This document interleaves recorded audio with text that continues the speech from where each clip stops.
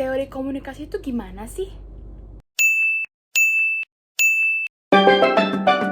Jadi, pertama-tama, teori komunikasi adalah suatu konsep teoritikal yang membantu kita memberi suatu penjelasan, keterangan, ataupun ramalan tindakan manusia berdasarkan komunikator yang sedang berkomunikasi. Dan di video kali ini, saya akan menjelaskan 25 teori komunikasi beserta contohnya. Sebelumnya, perkenalkan, nama saya Luisa Elmerilia dari Universitas Tanjung Pura dan Prodi Ilmu Komunikasi. Teori yang pertama adalah teori komunikasi Laswell, ditemukan oleh Harold Laswell, dan di teori ini terdapat model komunikasi yang berisi who, says what, in which channel, to whom, with what effect. Who di sini adalah si komunikator atau sumber informasi. Kemudian says what adalah apa yang dibicarakan oleh si komunikator. In which channel, dengan media apa, to whom, untuk siapa atau si komunikan, in with what effect, itu apa dampak yang timbulkan. Teori ini bersifat linier atau satu arah. Artinya, si komunikator yang aktif memberikan pesan dan si komunikan hanya menerima pesan tersebut tanpa memberi umpan balik ataupun feedback. Contoh yang dapat kita lihat adalah dalam konteks komunikasi massa, seperti majalah, radio, televisi, dan koran, karena penyampaian informasi bersifat satu arah. Teori yang kedua adalah teori komunikasi behaviorisme. Ditemukan oleh John B. Watson dan dipercaya bahwa selalu ada hubungan antara stimulus dan respon manusia. Jika suatu stimulus atau rangsangan telah diterima seseorang dan kita mengamati orang tersebut, maka kita pun dapat melihat atau memprediksikan respon apa yang diberikan oleh orang tersebut. Contohnya dalam sosial media. Saat kita memposting suatu konten dan mendapatkan respon positif dari konten tersebut seperti likes, komen, share, dan lain-lain, maka kedepannya kita akan memposting konten yang serupa agar mendapatkan komentar positif ataupun respon positif yang serupa. Teori komunikasi yang ketiga adalah teori komunikasi humanisme. Ditemukan oleh McNeil, dan dalam teori ini lebih menekankan pada aspek psikologis individu atau pertumbuhan pribadi. Suatu individu dipercaya dapat mengendalikan dan mengekspresikan diri dalam suatu interaksi komunikasi, dengan harapan individu tersebut dapat menyesuaikan diri dalam masyarakat nantinya. Contohnya, saat kita sedang curhat atau bercerita pengalaman pribadi dengan teman dekat kita mengalami pertumbuhan emosional dan sebagai bentuk pencarian pemahaman diri.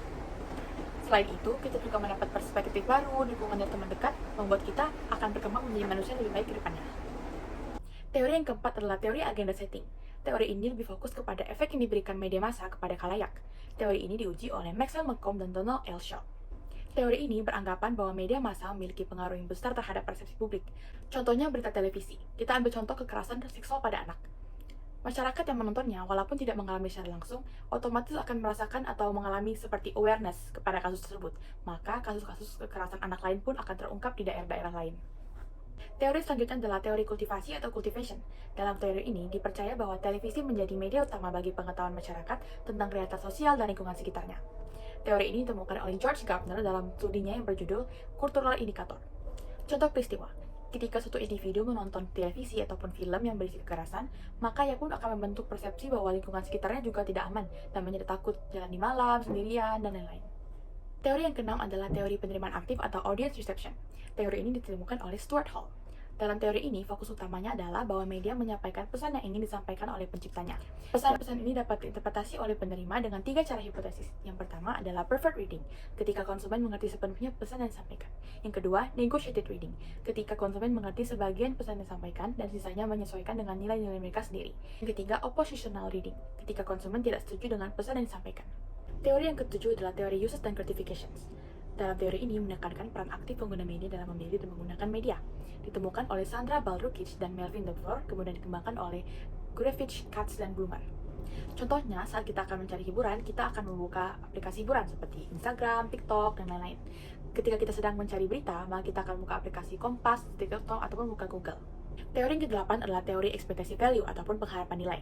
Dalam teori ini dikemukakan bahwa suatu individu akan menilai segmen-segmen media tergantung nilai yang mereka anut ataupun evaluasi mereka terhadap media itu.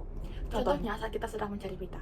Jika kita percaya berita online itu merupakan akurat dan relevan, kita akan membaca berita online tersebut. Sebaliknya, jika kita merasa itu tidak relevan dan akurat, kita akan mencari informasi dari berita lain. Teori yang ke-9 adalah teori cultural imperialism, ditemukan oleh Herb Schiller, dan teori ini percaya bahwa negara-negara barat mendominasi media secara luas, membentuk pola pikir dan preferensi baru secara global. Dengan adanya globalisasi, maka teori cultural imperialism ini pun menjadi semakin nyata. Dengan makin mendominasinya negara-negara barat dengan budaya mereka, film, musik, dan lain-lain, maka secara global pun pengaruh mereka semakin besar.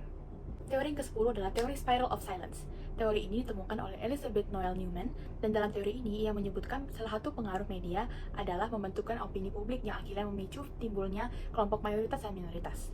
Jadi, orang-orang yang mempunyai pendapat minoritas cenderung akan diam, sedangkan orang mayoritas akan memiliki banyak pendapat ataupun banyak berbicara. Teori yang ke-11 adalah teori jarum suntik ataupun hypodermic needle. Teori ini menjelaskan bahwa media memiliki pengaruh yang besar terhadap khalayak, seperti halnya menyuntikkan obat langsung masuk ke dalam si penerima. Contohnya saat pemilu, ketika suatu tokoh politik ingin mempromosikan dirinya, contohnya kepada program televisi, maka di televisi akan banyak menonjolkan muka tokoh tersebut dan masyarakat akan terinfluence akan memilihnya di pemilu. Teori komunikasi yang ke-12 adalah teori persamaan media atau media equation, ditemukan oleh Byron Reeves dan Clifford Nass. Dalam teori ini, dipercaya bahwa manusia cenderung memperlakukan alat komunikasi seperti televisi, komputer, dan lain-lain sebagai objek subjek yang nyata seperti manusia. Contohnya, saat televisi sedang menayangkan acara-acara ataupun hiburan, maka seakan-akan media ini pun sedang berkomunikasi dengan manusia. Teori yang ke-13 adalah teori technological determinism. Dalam teori ini menyatakan bagaimana teknologi memiliki pengaruh dan membentuk manusia. Dalam bukunya The Gutenberg Galaxy, The Making of Cybergraphic Man, Marshall McLuhan menyatakan bahwa ide pokok teori ini adalah perubahan pada cara berkomunikasi manusia akan membentuk revolusi baru. Contohnya pada saat penemuan kamera pertama di awal abad ke-19, yang awalnya kita hanya bisa berkomunikasi tatap muka, kita bisa berkomunikasi dengan gambar ataupun foto.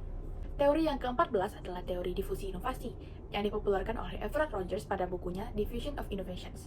Teori ini menjelaskan bahwa difusi merupakan suatu proses inovasi yang dikomunikasikan melalui saluran tertentu dalam jangka waktu tertentu dalam suatu sistem sosial. Contohnya pada aplikasi ojek online. Pada zaman dulu kita susah untuk mencari ojek. Dengan adanya inovasi, sekarang kita menjadi lebih gampang dengan aplikasi ojek ini. Dan ini dikomunikasikan dengan iklan-iklan online di HP. Teori yang ke-15 adalah teori dependensi atau teori ketergantungan media. Dalam teori ini memprediksi adanya ketergantungan informasi yang dialami oleh khalayak. Contohnya ketika kamu sedang sakit.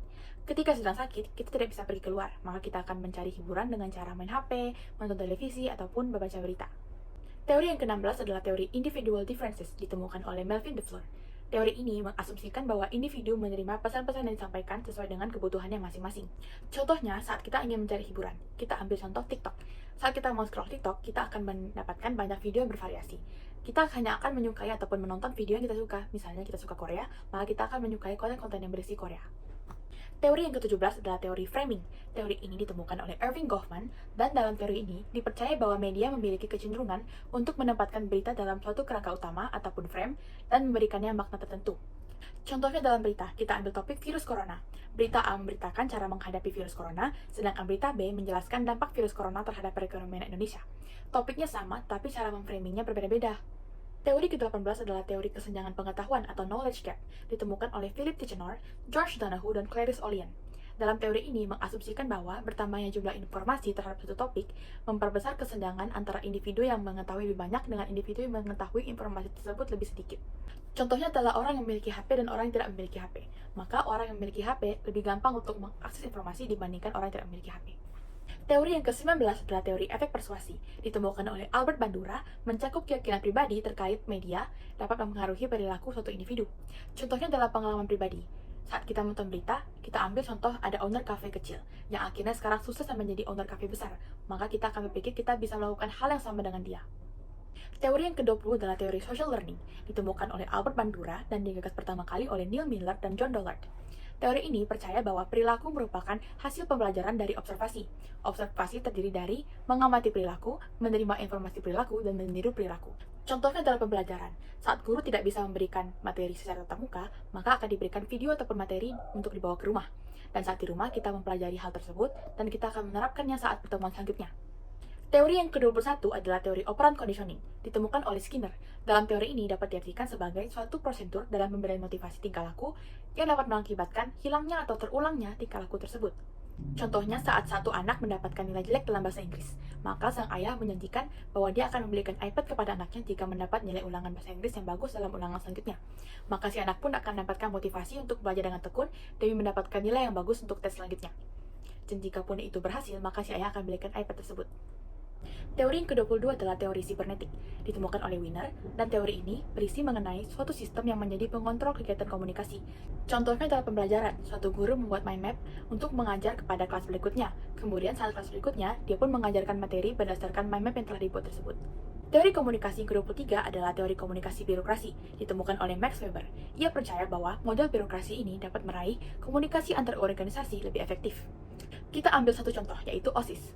Dalam OSIS terdapat struktur organisasi yang teratur, aturan yang jelas, dan juga terdapat suasana profesionalisme antar anggota. Teori komunikasi yang ke-24 adalah teori komunikasi analisis transaksional, ditemukan oleh Eric Berne. Dan dalam teori ini, sebagai bentuk pendekatan secara psikoterapi yang menitikberatkan pada hubungan interaksi. Teori komunikasi ini sering kita temukan dalam suatu konseling maupun pribadi ataupun kelompok. Dan dalam teori ini terdapat dua ego state. Yang pertama, child dan adult.